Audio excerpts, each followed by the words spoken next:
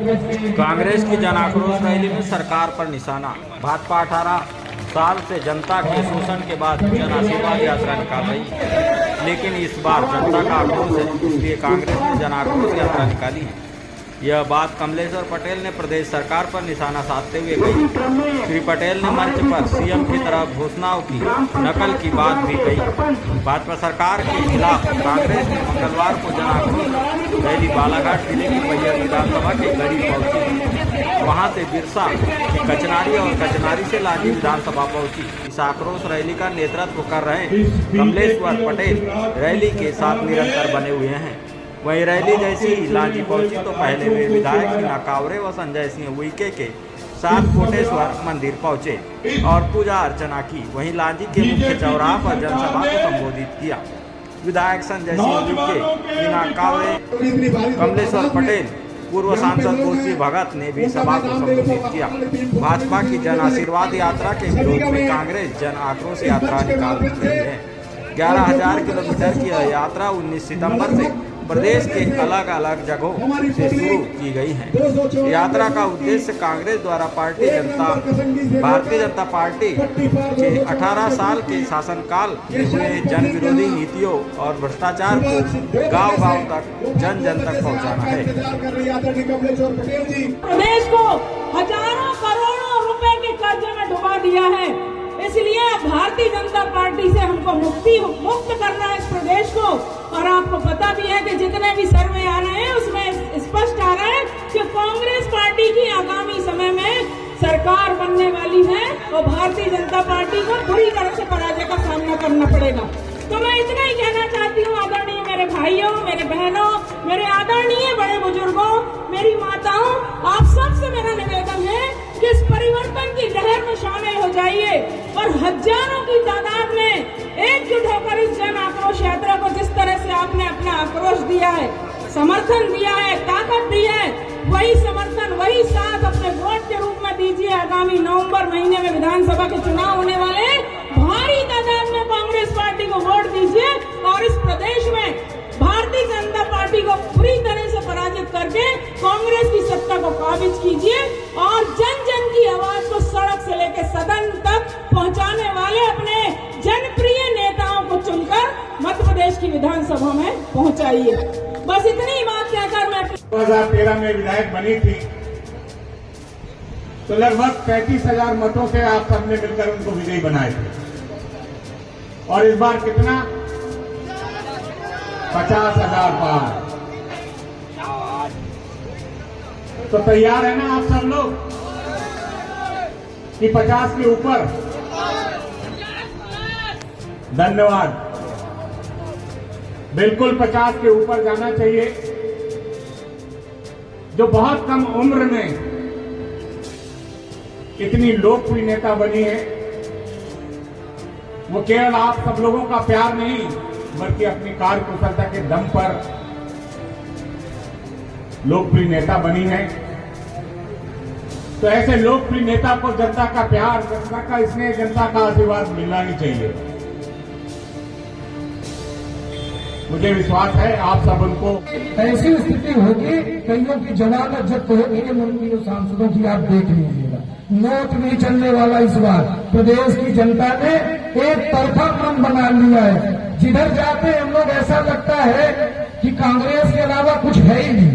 और जो साथी कांग्रेस पार्टी में आज शामिल हुए, कल गढ़ी में भी 500 लोग शामिल हुए थे, ऐसे हम सभी साथियों का अभिनंदन करते हैं कि आप सब कांग्रेस पार्टी के परिवार में जुड़े हैं।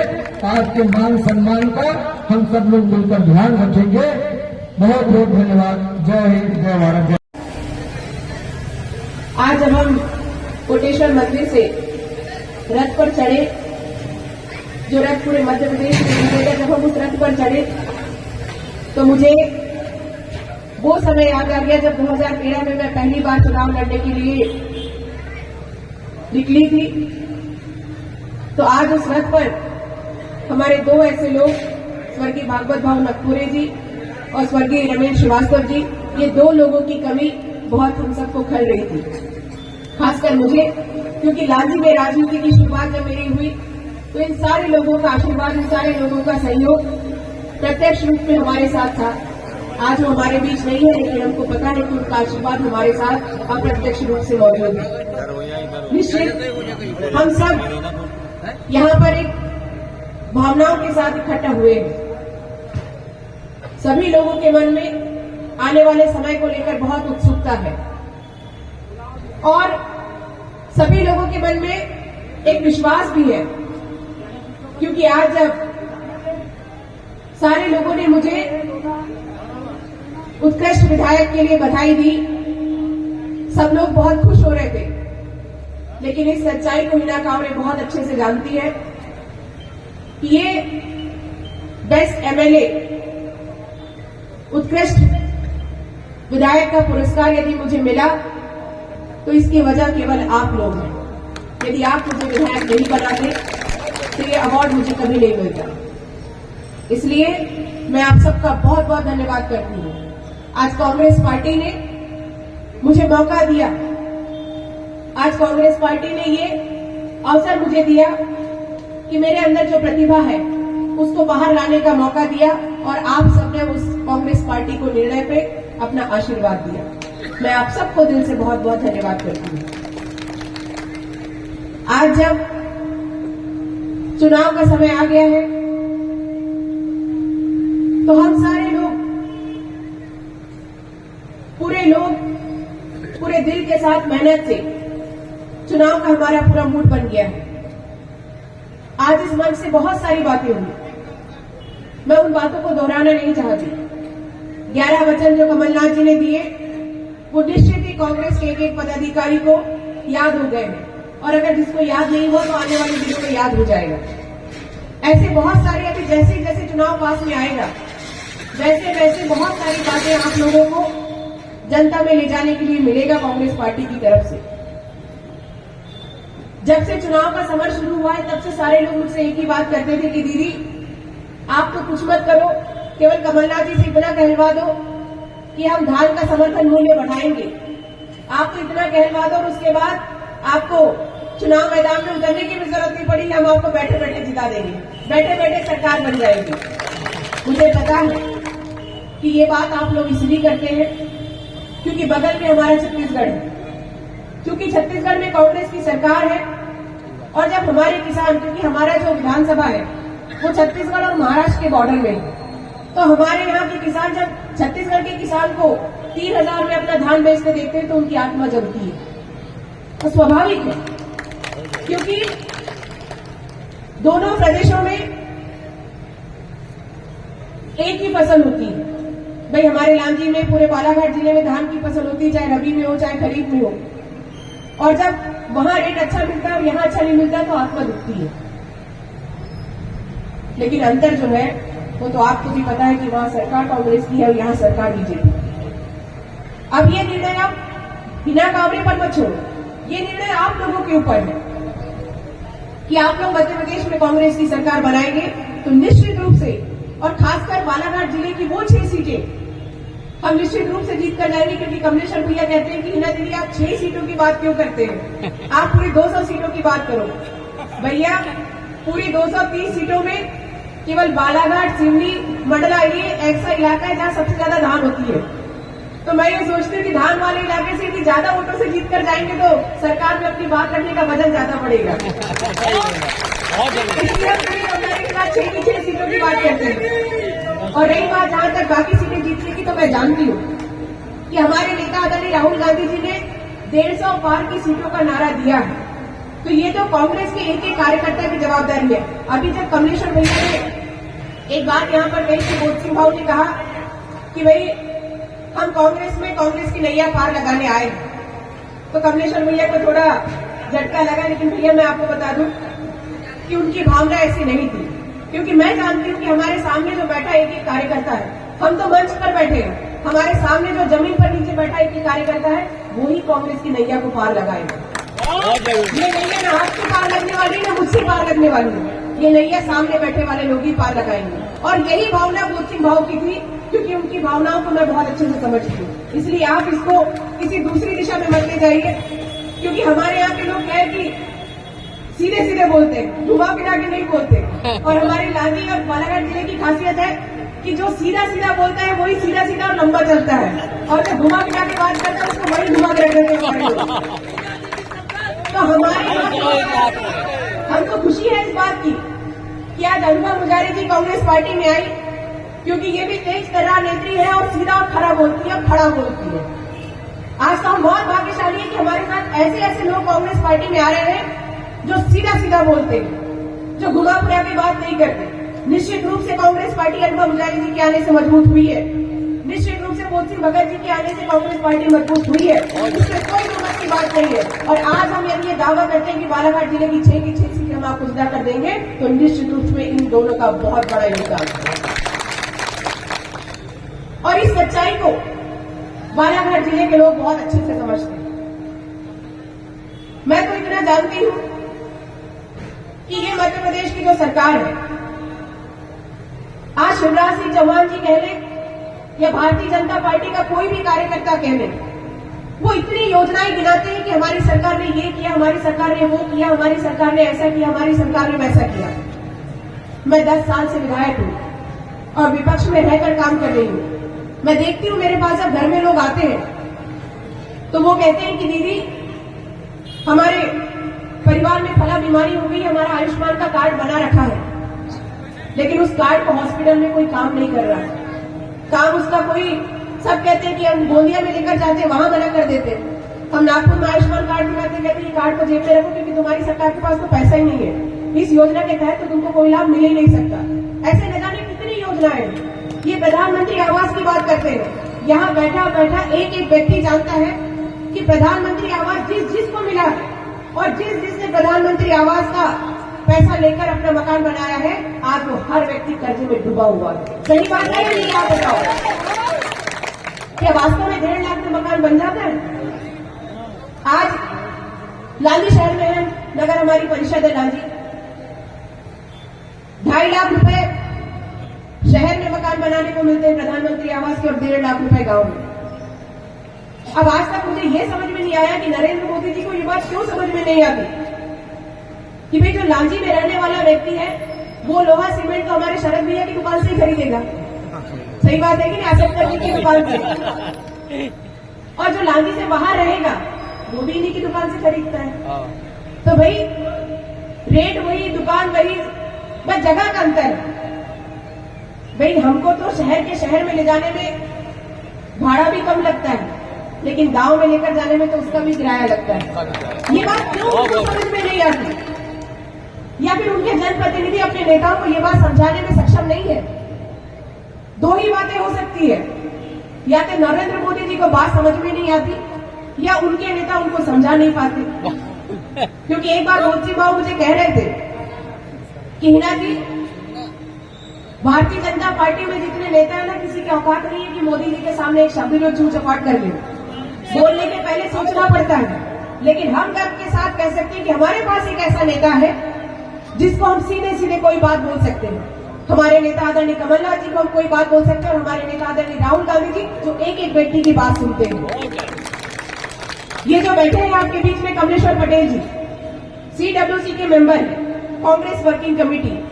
बहुत सारे लोगों को शायद ये बात नहीं पता होगी, लेकिन जो कांग्रेस की कार्यकारिणी बनी है, उसमें जो कार्य समिति बनी है, उसके सदस्य हमारे कमलेश्वर भैया हैं। और मैं दावे के साथ कह सकती हूँ कि हमारे फील्ड की जो बात कमलेश्वर भैया राहुल गांधी जी से बोलना चाहते हैं, वो निश्चित रूप से सीधे सीधे उन तक वो बात रख सकते हैं। तो हमारे यहाँ तो बहुत आजादी है, और आज तो पूरे देश में आप देख लो कि माहौल बदलने वाला है।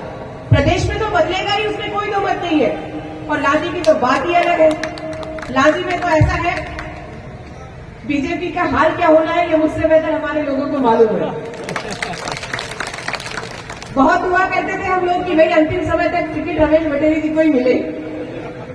मैं तो सबसे कहती थी, क्योंकि हमारे लोग बड़ी चिंता करते थे, जहां कहीं कार्यक्रम हुआ और कोई भी ऐसा है जो उनका बटेली जी जब वहां पहुंच जाते थे नारियल फोड़ने के लिए, तो सारे लोग हमारे बड़े गुस्से में आ जाते थे कि दीदी ये करा धरा तो आपका है, आप विधायक हो, आप वर्तमान विधायक हो, ये पूर्व विधायक के होकर नारियल फोड़ने क्यों आ जाते? तो मैं मुझे याद है अच्छे से कि घनसा में सभा हुई थी और मैंने कहा था कि अरे भाई, हमारे बटेली जी को 5 साल जिंदा रहने दो, क्योंकि यदि इनको तुमने घर बिठा दिए तो इनको अगली बार टिकट नहीं मिलेगी, इसलिए इनको जिंदा रखो, इनको कार्यक्रमों में जाने दो, कार्यक्रम का हिस्सा बनने दो। लेकिन आज देखो उन्होंने कितने ही नारियल फोड़े, कितने ही कुछ किया, लेकिन पार्टी ने उनको टिकट देने लायक भी नहीं समझा। तो आज तो दो स्थिति भारतीय जनता पार्टी की है और दोनों की स्थिति का अनुमान आप लोगों को, पर ताली बजाने से ज्यादा काम तो आपका बढ़ गया है। आप पूछेंगे कैसे काम बढ़ गया है? काम ऐसे बढ़ गया है कि आज जो व्यक्ति भारतीय जनता पार्टी को जितना पैसा दिया है, इन सब को लेकर आपको थाने में रिपोर्ट करनी पड़ेगी। अगर आप चाहते हो कि आपको आपका पैसा वापस मिले तो आपको एफआईआर करनी पड़ेगी। और ये बात मैं आपको इसलिए कह रही हूं क्योंकि बहुत लड़ाई लड़ी है मैंने विधानसभा के अंदर इस पूरे डबल मनी के मामले को सीबीआई को सौंपने के लिए। 2-2 घंटे 3-3 घंटे मंत्री से हमारी बहस हो गई विधानसभा के अंदर, बहुत मेहनत करी है मैंने और तब जाके ये मामला कहीं जाके सीबीआई को गया है। तो आज सीबीआई के ऊपर हमको ये विश्वास है कि यदि वो जांच करेगी और पैसा जब उनके पास आएगा तो आप मुझे ये बताओ कि जो पैसा सीबीआई जब्त करेगी उसको पैसा बांटेगी किसको पैसा बांटेगी आप बताओ? जनता को ऐसे ही बांट देगी कि लो तुम्हारा पैसा, लो तुम्हारा पैसा, लो तुम्हारा पैसा। नहीं, अगर आप ये सोच रहे होंगे तो बिल्कुल भूल जाइए। आपको रिपोर्ट करनी पड़ेगी, थाने में जाना पड़ेगा, एफआईआर करवानी पड़ेगी कि हमने इतना पैसा दिया, हमने रिश्तेदारी से लेकर दिया तो वो लिखवाओ, यदि आपने अपने दोस्त भाई से उधार लेकर दिया है तो वो डलवाओ, यदि जेवर बेच के पैसा जमा करा है तो वो लिखवाओ। मैं आपके विधायक इस बात की जवाबदारी लेती हूँ कि यदि आप सब लोग सामने आ गए और डबल मनी के लिए यदि आपने वार किया, यदि आपने शासन प्रशासन का सहयोग किया, यदि कानून का सहारा लिया तो निश्चित रूप से आपको पैसा मिलेगा और इस बात की जवाबदारी आपकी विधायक लेती है। लेकिन इसमें आपको हमारा साथ देना पड़ेगा, डबल मनी वाले मामले में सामने आना पड़ेगा और जो सामने आएगा उसका पैसा दिलवाने की जवाबदारी हमारी रहेगी क्योंकि सीबीआई पर हमको भरोसा है। और भरोसा इसलिए है क्योंकि ये वही सीबीआई है जिन्होंने मेरे पिता स्वर्गीय श्री लिखीराम कावरे जी की हत्या की जांच की थी और आज वो सारे आरोपी जेल के अंदर हैं। इसलिए मैं विश्वास के साथ कहती हूँ कि सीबीआई की कोई हस्तक्षेप नहीं चलेगा और अगर हस्तक्षेप करने की बात भी आई तो इतना तो भरोसा आप लोग रखिए कि मध्य प्रदेश में सरकार बदलेगी, कांग्रेस की सरकार आएगी, कमलनाथ जी मुख्यमंत्री बनेंगे और कमलनाथ जी भ्रष्टाचार को कोसों दूर करेंगे और निश्चित रूप से सारी जांचें सही होगी। अरे इस विरासत को, लांजी की विरासत को हिना कावरे ने बचा के रखी। सम्मानित केजरीवाल टेमरे वो भी विधानसभा के अध्यक्ष थे, नर्मदा प्रसाद श्रीवास्तव वो भी विधानसभा के, और वो विरासत को जिंदा किसने रखी? तो